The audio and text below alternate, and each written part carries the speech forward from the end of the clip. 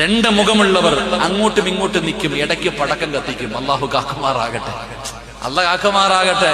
നാളെ പടച്ചറപ്പ് കൊണ്ടുവരൂടാ ചങ്ങാതി പരലോകത്ത്. യശനിയും പരദൂഷണവും ആവശ്യമില്ലാത്തത് മുഴുവനും പറഞ്ഞു പരത്തിയിട്ട് സുഖിക്കുന്ന ചില ആൾക്കാരുണ്ട്. ഒന്നാലോചിച്ചു നോക്ക്, നീ നാളെ എങ്ങനെ വരും അള്ളാഹുടെ കോടതിയിൽ? അതിന്റെ ഭവിഷ്യത്ത് നീ ചിന്തിക്കുന്നില്ല. എത്ര കുടുംബങ്ങൾ നീ കാരണം തകർന്നുപോയി. ഭാര്യയും ഭർത്താവും തമ്മിൽ അകന്നുപോയി, കൂടപ്പുറപ്പുകൾ തമ്മിൽ അകന്നുപോയി, ഏറ്റവും നല്ല കൂട്ടുകാർ തമ്മിൽ പരസ്പരം നീ അടിച്ചു പിരിപ്പിച്ചു. എന്നിട്ടൊരു സുഖം, ഒരാനന്ദം. രണ്ടെണ്ണത്തിനെ രണ്ട് തട്ടിലാക്കിയപ്പോ ഒരു സുഖം. ഭർത്താവിന്റെ വീട്ടിൽ ഭാര്യ. ചില അമ്മായി അമ്മമാരങ്ങനെയുണ്ട്, ചില ഉമ്മമാര് അങ്ങനെയുണ്ട്. സ്വന്തം മോന്റെ ജീവിതം തകർത്തിട്ട് അൽഹംദുലില്ലാഹ് ഹാപ്പി ആയിട്ടിരിക്കണ ഉമ്മമാരും ഉണ്ട്. അള്ളാഹു കാക്കുമാറാകട്ടെ. സ്വന്തം ഉമ്മമാര് തന്നെ സ്വന്തം മകന്റെ ജീവിതം തകർക്കും. പെണ്ണും പിള്ളേരുടെ നിന്റെ ഭാര്യ അവൾ അങ്ങനെ, പടച്ചവൻ അവൾ ഇങ്ങനെ, മറ്റേതാ മറിച്ചേതാ. എന്നിട്ട് മരുമോളെടുത്ത് പറയും, അല്ലാ മോളെ, പൊന്നുമോളെ, നീ എന്റെ മോളല്ലേ, നിന്നെ ഞാൻ പ്രസവിച്ചില്ലെന്നേ ഉള്ളൂ. വലിയ സ്നേഹപ്രകടനം.